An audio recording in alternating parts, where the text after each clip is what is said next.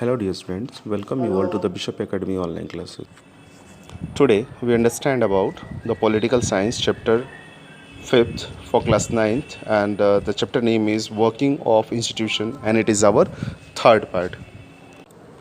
Our today's topic is the need for the political institution where we understand about the parliament and in this we understand about the two houses that's name is first Rajya Sabha it's means कि पहले आज हम राज्यसभा के बारे में पढ़ेंगे।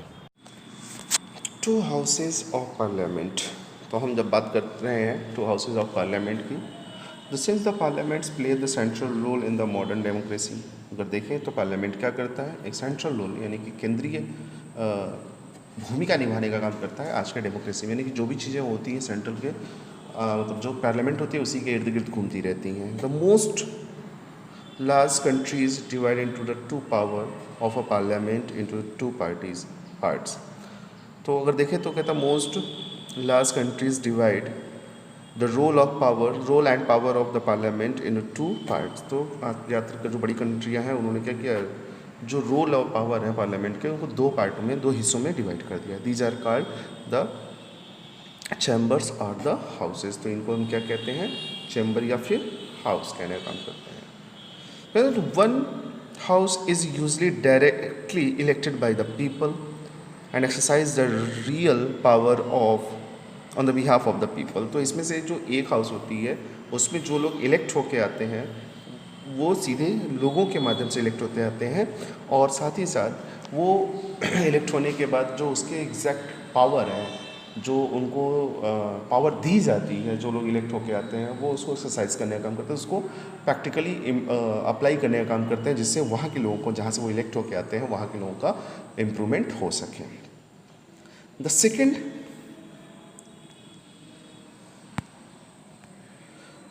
Second house is usually elected indirectly. जो second house में है उसमें जो लोग होते हैं वो इनडायरेक्टली इलेक्ट होते हैं and the perform the some special function, और वो कुछ स्पेशल फंक्शन को परफॉर्म करने का काम करते हैं।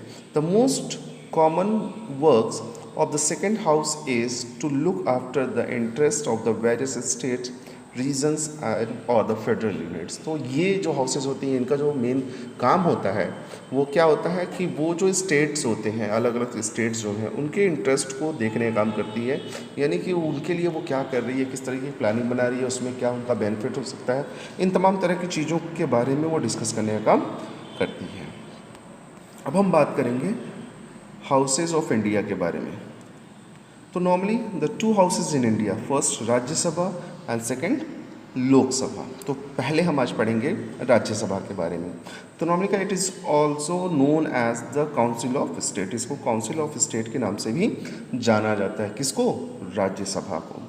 अब इसकी जब बात करते हैं तो इसमें नॉर्मली होता क्या है, तो कहता है द कंपोजिशन और द स्ट्रेंथ की बात करें तो article 80 of the constitution lays down the maximum strength of the Rajya Sabha as 250। तो आर्टिकल 80 के हिसाब से अगर देखा जाए तो राज्यसभा में जो लोगों की संख्या होती है वो कितनी होती है, 250 होनी चाहिए। आउट ऑफ विच, जिसमें से 12 मेंबर जो होते हैं, out of which the 12 members are nominated by the president. इसमें से 12 मेंबर्स को क्या कौन नॉमिनेट करता है, प्रेसिडेंट नॉमिनेट करने का काम करते हैं। और बाकी जो बचे 238 रिप्रेजेंटेटिव्स ऑफ द स्टेट्स, जो बाकी के 238 रिप्रेजेंटेटिव्स होते हैं वो स्टेट्स के होते हैं एंड द 2 यूनियन टेरिटरी, और वो क्या होते हैं, और उसमें से 2 यूनियन टेरिटरी के होते हैं।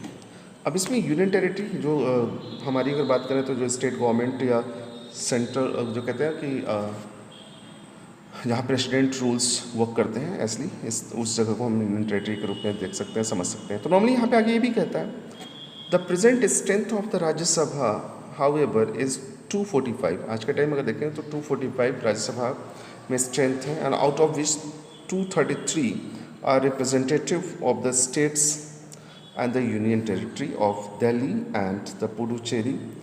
अगर देखें तो इसमें से जो 245 हमारे पास राज्यसभा में मेंबर्स हैं, जो प्रेजेंट स्ट्रेंथ है, उसमें से 233 जो रिप्रेजेंटेटिव्स हैं वो स्टेट और यूनियन टेरिटरी स्टेट्स के हैं और यूनियन टेरिटरी दिल्ली और पुडुचेरी के हैं।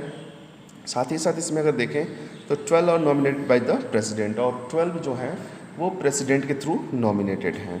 फिर आगे हम बात भी करते हैं, तो कहता है the member nominated by the president are the person having the special knowledge और the practical experience in respect of the such a matter as like a literature, science, art and social services। तो ये जो nominated person होते हैं, जो president जिनको nominate करते हैं, ये ऐसे लोग होते हैं जो स्पेशल नॉलेज वाले होते हैं, जिनके पास एक अलग तरह की नॉलेज होती है। जैसे अगर मान लीजिए उनका जो एक्सपीरियंस होता है वो उसको क्या करते हैं, उसकी को रिस्पेक्ट देते हुए इन लोगों को दिया। जिसमें कौन कौन से लोग आते हैं, लिटरेचर से रिलेटेड हैं, साइंस है, आर्ट्स है, सोशल साइंस है, सोशल सर्विस से रिलेटेड लोग आते हैं।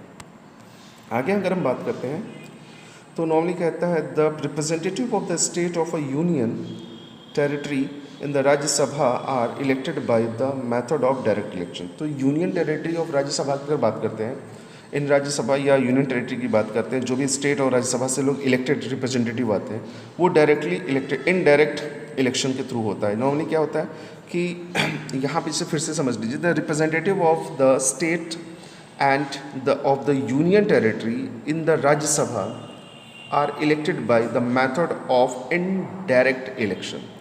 तो इनका जो इलेक्शन होता है राज्यसभा में वो इनडायरेक्ट इलेक्शन, यानी कि इसमें लोगों का पार्टिसिपेशन नहीं होता है। वहाँ की मेंबरशिप और वहाँ पे जो रूल्स एंड रेगुलेशन बनाए गए जिसके थ्रू लोगों का सिलेक्शन होता है वो उसको फॉलो करने का काम किया जाता है, जो पार्लियामेंट्री बोर्ड का काम होता है नॉर्मली।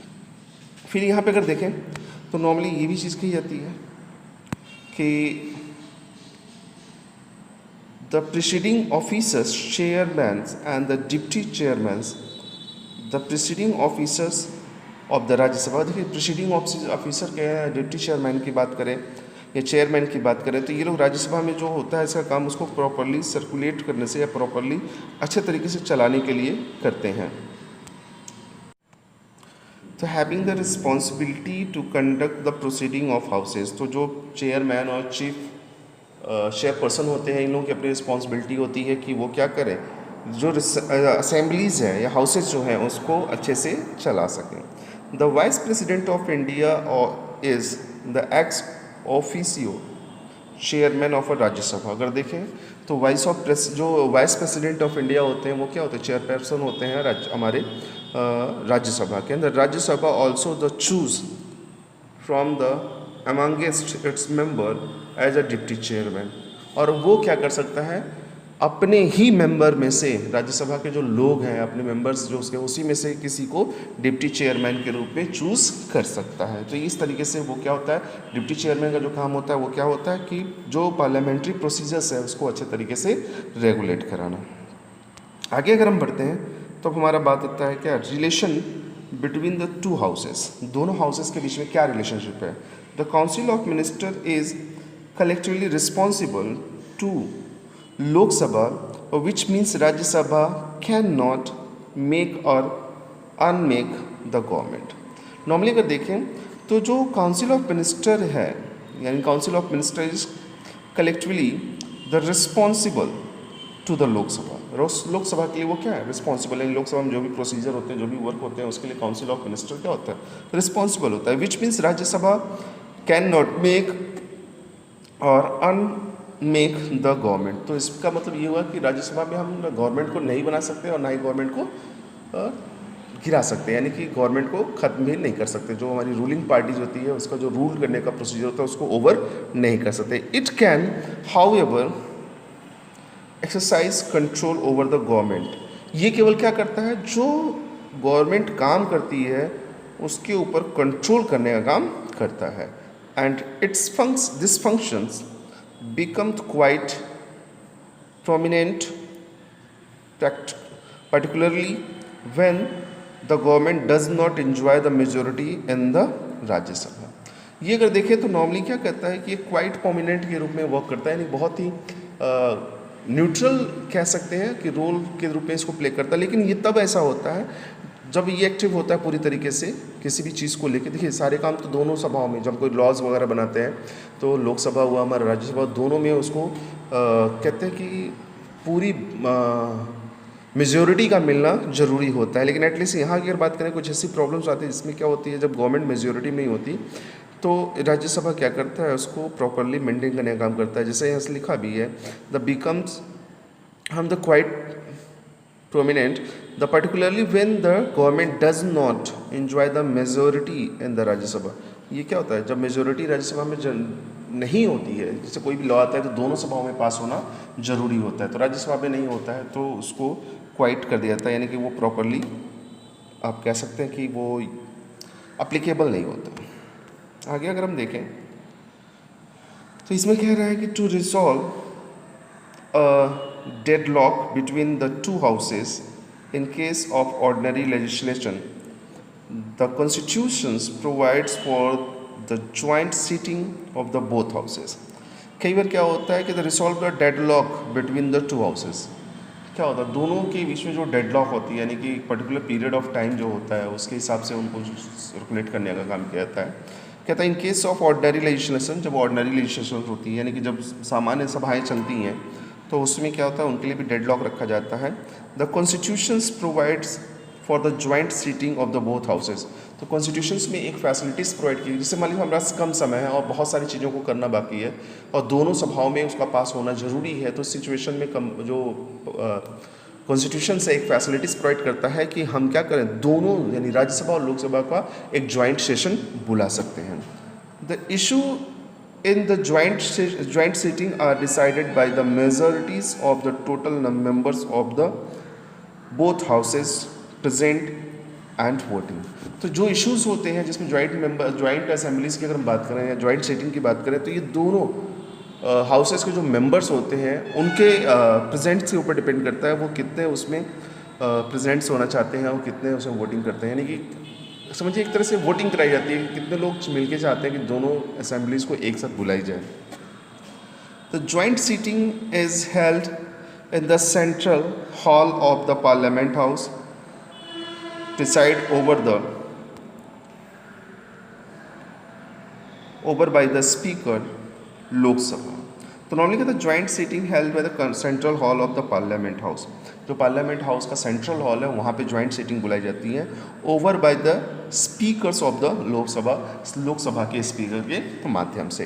फिर कहता है however in the case of the money bill there is no provisions in the constitutions for joint sitting of the both houses as Lok Sabha clearly enjoy the pre-mentions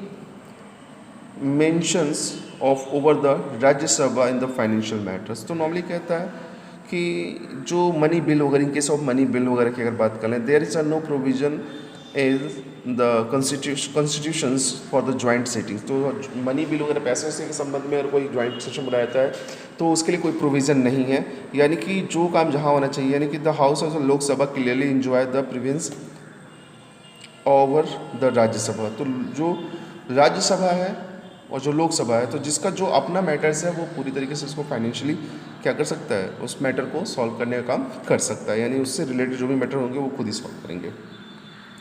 फिर भी कहता है the minister may belong to the either house of the parliament. जो minister होते हैं वो किससे belong करते हैं, या तो वो किससे बिलोंग करेंगे, पार्लियामेंट से, ठीक है। फिर कहता है the constitution does not make any distinctions between the houses in the this regard. तो कॉन्स्टिट्यूशंस क्या होता है, जो दोनों के बीच में कोई बहुत बाधाएं नहीं उत्पन्न करता है, दोनों के बीच में कोई बदलाव, कहते हैं कि दोनों के बीच कोई चेंजेस की बात नहीं करता, दोनों में अंतर की बात नहीं करता है between the houses in this regard, money situations के रिगार्ड में। फिर कहते हैं every minister has the right to speak and take a part in a proceeding the either houses but he is entitled to vote any house of which he is member। तो कहता है हर एक में जो मिनिस्टर होता है या जो रिप्रेजेंटेटिव होता है उसको बोलने का अधिकार होता है, और वो the take the part in the proceeding the house. तो वो क्या कहता है, प्रिसीडिंग द आइदर हाउस की अगर बात करें तो जो पार्लियामेंट्री हाउस जो हमारी रन कर रही होती है राज्यसभा और लोकसभा में, तो अगर हम राज्यसभा की बात कर रहे हैं तो जो भी मेंबर्स होते हैं उनको बोलने का अधिकार होता है और वो अपने वोटिंग राइट्स को भी मेंटेन कर सकते हैं। कहते हैं but how is the entitle to be vote only the houses of which he is member. लेकिन दोनों सीटिंग्स में दोनों मेंबर बोलते हैं, यानी जब कंबाइंड सीटिंग्स बुलाई जाती है, राज्यसभा लोकसभा के दोनों मेंबर्स को एक साथ बुलाया जाता है, तो उसमें जो मेंबर जिस सभा का होता है, यानी कि जो लोकसभा का मेंबर है तो वो लोकसभा में, और जो राज्यसभा का मेंबर है वो राज्यसभा, बस उसी में वोटिंग कर सकता है, उससे अगेंस्ट वाले में वोटिंग नहीं कर सकता। हम बात करते हैं other important matters in respect of which both houses enjoy the equal powers are elections and the impeachment of the president, elections of vice president election, approving the proclamations of emergencies and proclamation regarding the failure of the constitutional machinery in the state of the financial emergency. तो जैसे दोनों houses के पास situation क्या है कि अगर हमारे जो इलेक्शन होते हैं वाइस प्रेसिडेंट प्रेसिडेंट और वाइस प्रेसिडेंट के, और इसके साथ साथ अगर कहीं कोई प्रॉब्लम आती है, इमरजेंसी की सिचुएशन आती है, तो दोनों, अगर मान ली हमारी गवर्नमेंट फेल हो जाती है और इमरजेंसी की सिचुएशन होती है, तो उसमें वो क्या करता है, कंट्रोलिंग सिचुएशन को मेंटेन करने का काम करता है, उसमें भी वो इंपॉर्टेंट रोल प्ले करता है। In respect of the receiving the reports and the papers from the various स्टेटरी authorities, और इस सिचुएशन में वो क्या करते हैं, अलग अलग अथॉरिटी से वो जो इम्पॉर्टेंट पेपर्स वगैरह होते हैं, जो रिपोर्ट्स होती हैं, उसको रिसीव करने का काम करते हैं। यानी कि अगर देखें तो both houses have a equal power, दोनों हाउसेस को क्या होता है, इक्वल पावर्स होते हैं। जब हम बात करते हैं राज्यसभा की, तो राज्यसभा इन फाइनेंशियल मैटर की अगर बात करें तो फाइनेंशियल मैटर में राज्यसभा का रोल क्या होता है। Money bill can be introduce only in Lok Sabha. अगर मनी बिल की हम बात करें तो इसको केवल लोकसभा में इंट्रोड्यूस किया जाता है, लोकसभा में बताया जाता है। फिर आगे अगर हम देखें तो कहता है after it passed by the house it is transmitted to the Rajya Sabha for its corrections और द रिकमेंडेशंस। तो नॉर्मली क्या होता है, लोकसभा हाउस में, यानी कि अगर देखें लोकसभा हाउस में या लोकसभा में पास होने के बाद क्या होता है, इसको राज्यसभा के लिए फॉरवर्ड कर देता है, ताकि उसमें अगर कुछ करेक्शन की रिक्वायरमेंट हो या कुछ रिकमेंडेशन की रिक्वायरमेंट हो तो उसको किया जा सके। The power of the Rajya Sabha in respect of such a bill is limited. तो जो राज्यसभा है उसको जो पावर दिए गए हैं इस बिल के सिचुएशन में, वो कुछ लिमिटेड होते हैं, मतलब कहते हैं कुछ निर्धारित स्तर पे ही होते हैं कि उससे ज़्यादा वो उसमें मॉडिफिकेशन नहीं कर सकता। The Rajya Sabha has to return such a bill to Lok Sabha within a period of 14 days from its receipt। तो राज्यसभा क्या करता है, जिस समय ये रिसीव होता है, उसको ये जो बिल होता है रिसीव होता है, उसके 14 दिन के अंदर वो क्या करता है, उसको वापस भेज देता है लोकसभा को। It is not return to the Lok Sabha within that time the bill is deemed to be to have been the passed by the both houses। ये भी कहता है कि if it is not returned to the Lok Sabha, अगर इसको लोकसभा में वापस नहीं भेजा है जिस समय इस जो टाइम दिया गया था है, तो बिल है, the bill is deemed to have been pass by the both houses. तो इस सिचुएशन में क्या होता है, जो बिल होना चाहिए वो दोनों हाउसेज में पास होना चाहिए। फिर ये भी कहता है any Rajya Sabha, again Rajya Sabha could not amend और बिल, और इस सिचुएशन में क्या होता है, अमेंडमेंट कोई नहीं आ सकते उस राज्यसभा में उस बिल पे, and it can only recommended amendment and Lok Sabha may either accept or reject all type of any recommendation made by the Rajya Sabha. तो राज्यसभा या लोकसभा में जो भी एक्सेप्टेशंस की बात करें या फिर रिजेक्शन की बात करें, कोई सिचुएशन आती है तो उसमें जो बदलाव लाने का काम किया सकता है, तो दोनों सभाओं में किया जा सकता है। Thank you watching this video. If you have any type of the queries, you should be consulted through the Google Classroom.